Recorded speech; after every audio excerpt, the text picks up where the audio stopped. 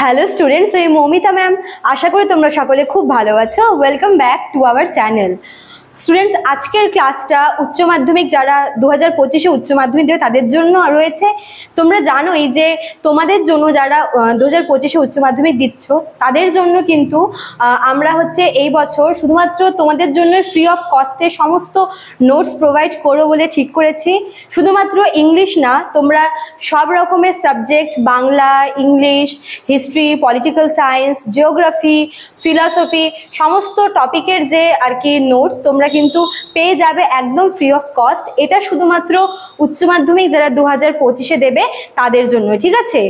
আমি তোমাদের English class নেব। তোমাদের এর আগের দিন আমি অলরেডি একটা ক্লাস নিয়েছি যেখানে আমি তোমাদের দ্য আইসাবের থেকে কয়েকটা ইম্পর্টেন্ট ব্রড কোয়েশ্চেন নিয়ে আলোচনা করেছিলাম। আজকে আমি সেখান থেকে না, মানে তার পরের যে টপিকটা আছে স্ট্রং রুটস, সেখান থেকে কয়েকটা ইম্পর্টেন্ট কোয়েশ্চেন নিয়ে আলোচনা করব, ঠিক আছে?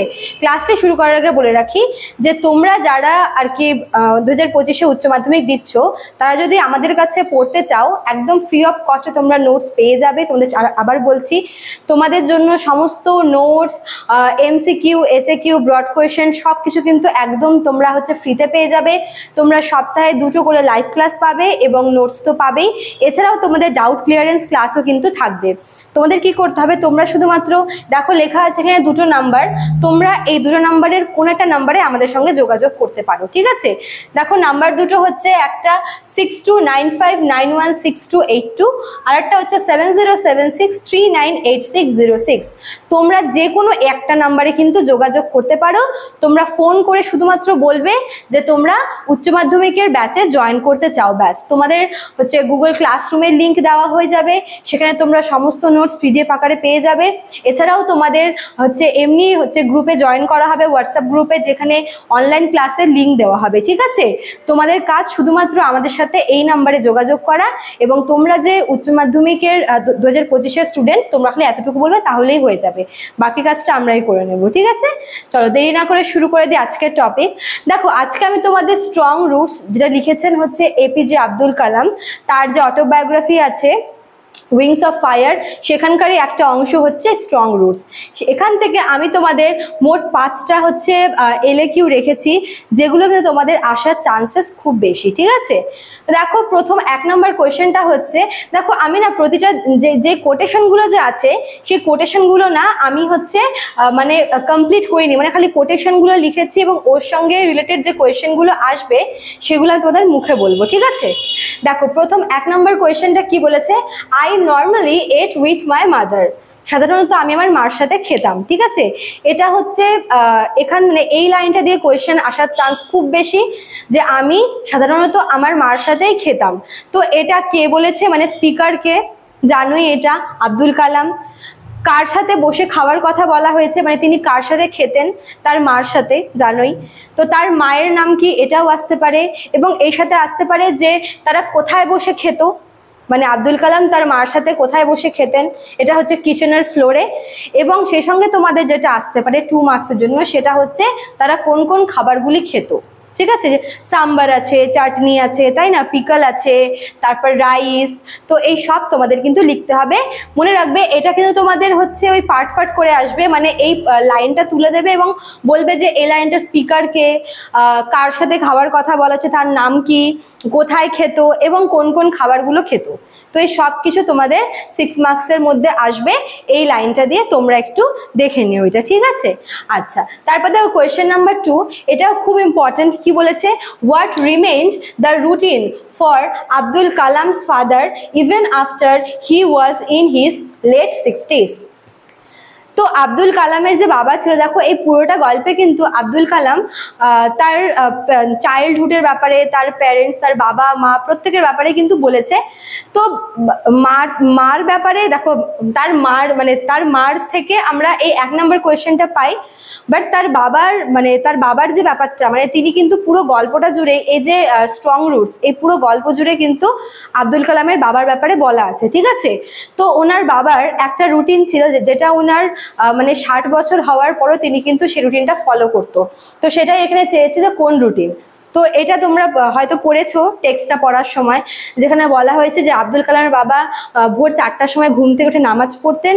দেন তিনি হচ্ছে ওদের যে কোকোনাট গ্রোভ আছে, নারকেলের বাগান, সেখানে তিনি যেতেন। 4 মাইল পথ ছিল সেটা।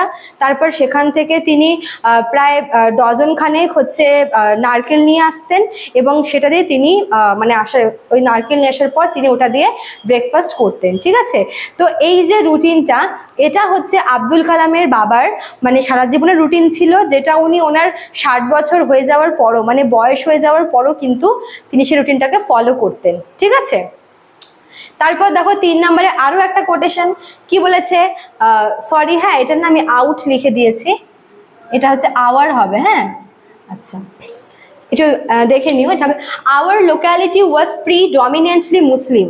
আমাদের যে লোকালিটি, মানে এটা একটা লাইন হচ্ছে, আমাদের যে লোকালিটি বা আমাদের যে এলাকাটা ছিল সেটা মেইনলি হচ্ছে মুসলিম এলাকা, মুসলিম এরিয়া ছিল। তো এই যে লাইনটা, এই লাইনটাও কিন্তু ভীষণ ইম্পর্টেন্ট।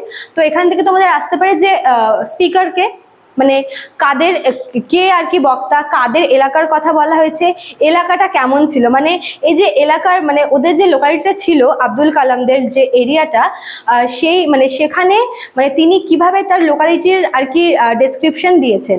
তো এখানে তোমরা লিখতে পারবে যে আব্দুল কালাম বলেছে যে প্রিডমিনেন্টলি মুসলিম লোকালিটি হলেও সেখানে কিন্তু হিন্দু ফ্যামিলিরা তাদের মুসলিম নেবারদের সাথে খুব ভালোভাবেই আর কি থাকতো। ঠিক আছে, একদম পিসফুলি থাকতো।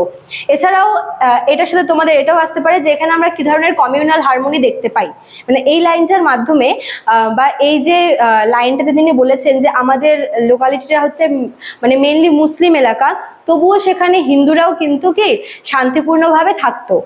তো এখন দেখবে যে আমরা মানে কোনো একটা এলাকাতে, মানে সেই সময় আর কি বলেছে যে কোনো একটা এলাকা যেটা হচ্ছে মেইনলি মুসলিম এলাকা, সেখানে হিন্দু ফ্যামিলির মানে যে ভালোভাবে থাকছে, পিসফুলি থাকছে, এটা সেই সময় একটা মানে সেই সময়কার একটা কমিউনাল হারমোনি জিনিসটাকে কিন্তু তুলে ধরছে। ঠিক আছে, তো এই লাইনটা তোমরা অবশ্যই কিন্তু দেখে যাবে এটা। হ্যাঁ, তারপর দেখো 4 নম্বরেও কিন্তু একটা কোটেশন আছে, কি বলেছে, the people of different religious would be sitting outside wait for him। ঠিক আছে, এই লেখাটা একটু ভুল হয়েছে, সরি।